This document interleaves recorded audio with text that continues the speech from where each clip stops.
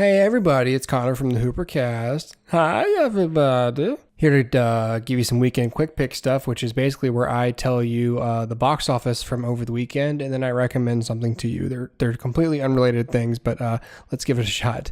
First of all, we have a YouTube channel. It looks like that, HooperCast at YouTube. Get 1,000 likes and we can make money, which would be great. Anyways, let's look at that box office we were talking about. So last weekend, House with a Clock in Its Walls debuted at number 1, which was good for it, followed by A Simple Favor, and then, I can't read, guys. I gotta put my glasses on. It's getting tough tonight. Followed by A Simple Favor, and then The Nun, rounding out the top 3 there. All right, so let's see what I said last week would be my box office prediction. Number 1. It's going to be Night School. Number 2 is going to be Smallfoot, and number 3 is going to be Hellfest. That's my prediction. No, you know what? I'm going to change that too. I think number 1, Night School. Number 2, House of the Clock in Its Walls, and number 3 is going to be Smallfoot. That's my prediction for next week. Okay. So, how did it actually turn out? Was I right? I should have stuck to my guns because I would have been right the first time. I should have stuck with my instinct, which was definitely number 1 being Night School, debuting at number 1 with $27 million weekend gross. Of course, number 2 was indeed Smallfoot, debuting at number 2 with $23 million. So it's not that far behind Night School at all. House with the Clock in Its Walls fell down from number 1 all the way down to number 3 this week with $12 million. So I really should have stuck to my first instinct there, which would have been Smallfoot. So what are you gonna do? Hellfest debuted at number 6. I mean, with $5 million, I think we all. I didn't assume it would premiere too high. It's only $1 million ahead of Crazy Rich Asians, which on its 7th week is in the number 7 spot. Not really any other surprises here, in my opinion. What I do want to check out, I want to look at Fandango and check out what's coming out this weekend, because I do want to do some little predictions. What's going to be the top dog this weekend at the box office. So looking at this slate here on Fandango for opening this weekend. Ooh, okay. There we go. See, September has just sucked. But now we're in October. All right. And we got a couple of good ones in here that I think will definitely interesting to shake up the box office. There's a lot of choices here. Good Lord, did they do another film together? Javier Bardem and Penelope Cruz are in Loving Pablo. I mean, I get it. There is that indeed them? Yep, with Fernando Leon down. Yep, here's Peter Sarsgaard. Okay, you have a heavily Hispanic casting crew here for a little bit. You got Fernando Leon de Aranda, excuse me. Then you have Penelope Cruz, Javier Bardem, Peter Sarsgaard. He certainly breaks the chain. I don't know. Let's see. Colombian journalist Virginia Vallejo begins a tumultuous love affair with drug lord Pablo Escobar. Escobar played by Javier Bardem, Virginia Vallejo played by Penelope Cruz. So, I get the idea of being like married and wanting to work together. That's just definitely not the dynamic that my wife and I have. But I get it. And these two have worked together a fair amount. Obviously, Vicky Cristina Barcelona. They've been in a number of other films together. I remember because each time I went, oh my God, they're working together again. So they love being around each other. I didn't intend to click on this. I only clicked on this because of the two of them. But are we burned out on Pablo Escobar? Like we've got what we had. So you got Narcos. Aren't there like a bunch of Escobar documentaries also on Netflix? Isn't there? Haven't we recently had another film about Pablo Escobar? Or am I just thinking of the Medellin movie from Entourage? Could be thinking of that. But I feel like we're oversaturated on Pablo Escobar right now. He's an interesting guy. for sure. It's got 23% on Rotten Tomatoes. So I don't know about that one, guys. Not sure about that one. Here's the ones, though, that I'm thinking are actually going to make a big difference this weekend. You've got Venom. You know what this is. You've seen the marketing all over the place. This is the new Venom movie. Reporter Eddie Brock develops superpowers after becoming a host to an alien parasite. So this is obviously the story of the alien symbiote Venom. You would know this if you read any comic books or watched Spider-Man 3. It's that thing right up here above my head here. It's that it looks like Spider-Man, but it's got a big old tongue and some teeth. Big old set of teeth. He's always just licking that tongue out, licking those lips, cleaning those teeth. I think Dustin and I might have made our feelings pretty clear on this film. It's not that I don't want to give it a chance. It's just that this is still Sony. This is not like with Spider-Man Homecoming where it's Sony and Marvel. This is just Sony. And Sony has been responsible for some really, really terrible stuff lately. So I don't know about you guys. I'm not persuaded by the marketing for this film. I think it looks terrible. I think a Venom film without Spider-Man, whom Venom's part of his reason for being, as I understand it, is that he hates Spider-Man and he hates Peter Parker so much. So a character who's driven by revenge against Spider-Man is not going to feature Spider-Man. We're into this thing lately where we're doing a lot of origin stories of villains, and it doesn't. I don't really think it worked for the most part. We'll see with this Joker movie coming up. What is it going to be next year? But Suicide Squad, I'm not really into this trend, and it's weird because I hope that this Venom is true to like the comic material, and this is rated PG-13. So I'm not sure how this is going to go over. I mean, I think people are going to tune in to see this because it's Tom Hardy, because it's a comic book movie, because it's a bad guy. I just don't know who exactly this is for. People who were going to see Venom were going to see a Venom movie no matter what.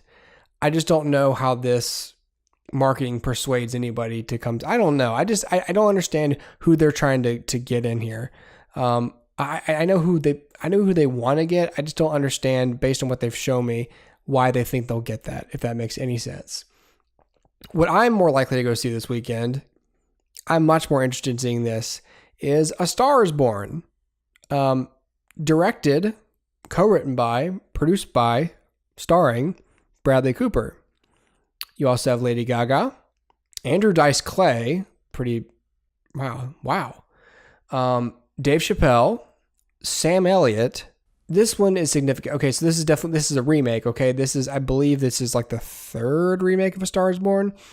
The synopsis, if you don't know, is in this new take on the tragic love story. Spoiler alert: Bradley Cooper plays Jackson Maine, who discovers and falls in love with a struggling artist, Allie. She had just given up on her dream to make it big as a singer until Jack coaxes her into the spotlight. Here's what's interesting about this. So I really like Bradley Cooper. I had no idea he could sing. So he can sing. I know Lady Gaga. I know that she can sing. Slur my words there. I know Lady Gaga.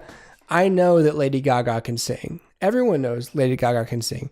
I think most people know that Lady Gaga is a singer. Maybe most people don't know that she can sing. If you are unaware of the actual musical talent of Lady Gaga, my God, just go on YouTube and just find any clip of her on the piano, in the recording booth. Go listen to that Duets 2 with her and Tony Bennett. It's really good. That's what sold me on Lady Gaga and her talent. Because she comes off like this poppy, sort of like flavor of the month pop star with the meat dresses and all that stuff. Go onto Netflix. We'll come back to this idea of Lady Gaga, but this girl is so talented, and I've never seen her act. I didn't see her in American Horror Story, so I don't know how her acting is. But I know that I like Lady Gaga. So I'm interested to see a movie in which she's one of the characters, and who's playing like a regular person too, not the Countess from American Horror Story. This film, if you look at here, let me see if there's any part of this trailer I can use. Change, man, hell, it takes a lot to try.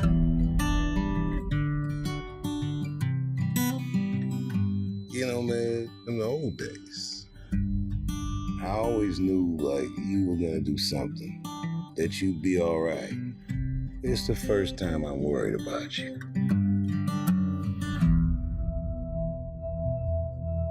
Can I ask you a personal question? Okay.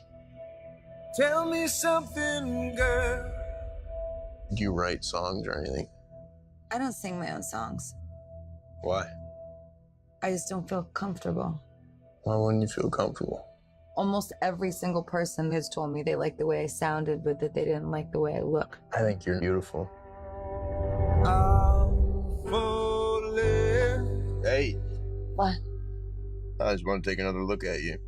In all the good times, I find myself longing Great voice. for change.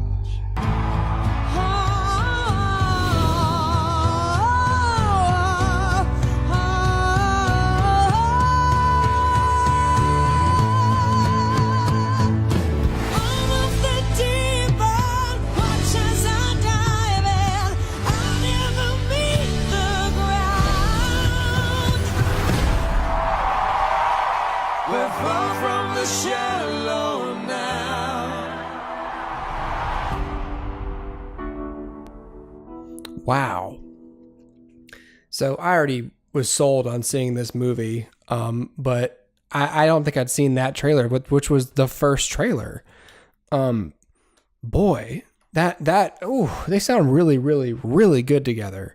Again, I didn't know Bradley Cooper could sing. I love her voice. And I think they sound great together. This looks fantastic. I have high hopes for this film. I know that Bradley Cooper has put a lot of work into it. I think he's been spending 4 years on this movie, and that he's very meticulous. I read an interview, I think it was a New York Times interview with him. Really, really detail-oriented guy, really, really exacting. And I have no doubt that an artist who is that capable and that detail-oriented with this much control over a product could make something really, really good out of it. Why is this sized like this? What are you doing? What are you doing? Oh, what are you doing, Mr. J? All right. Anyway, oh, whoops. There we go. Is that better? That's better. Yeah, man, this looks really good. I'm excited for this, indeed. All right, so what do we think with those two films coming out? Star is Born. We're just gonna say the only thing that's in play is A Star is Born and Venom. All right. With those two coming out, what do I think the box office is going to be next weekend or this weekend? After this weekend, this time next week, what's the box office? I think. I think Venom. Damn it! What's Star is Born rated? Probably R. Rated R. Okay, there it is. We're gonna have Venom take number 1. I still think is Night School rated R. The ratings do play into this a good bit. PG-13. Man. It's like I want to say that A Star is Born will take number 2, but it's rated R. It just has a smaller audience. I don't know. Man. All right. I say number 1 is Venom.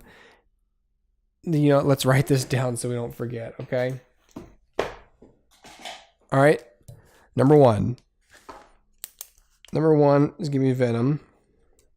Number 2 is going to remain Night School. And number 3 will be Star is Born. I can't really read that. My shorthand is so shitty that it just looks like scribbles. Yep.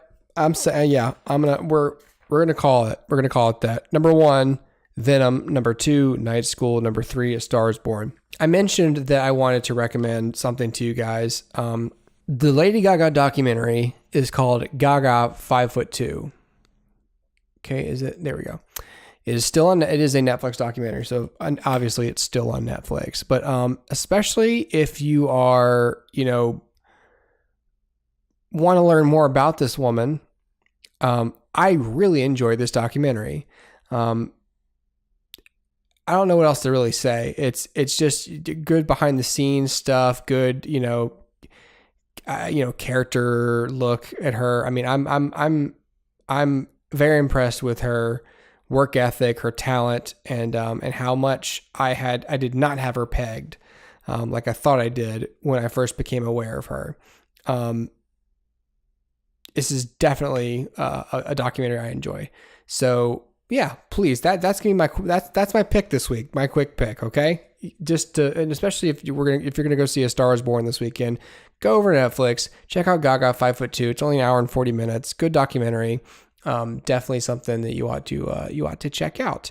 That's gonna be it. I think I'm gonna take myself full here, and I'll just say thanks for watching the Quick Pick. Thanks for listening to the Quick Pick. We'll see you Wednesday night.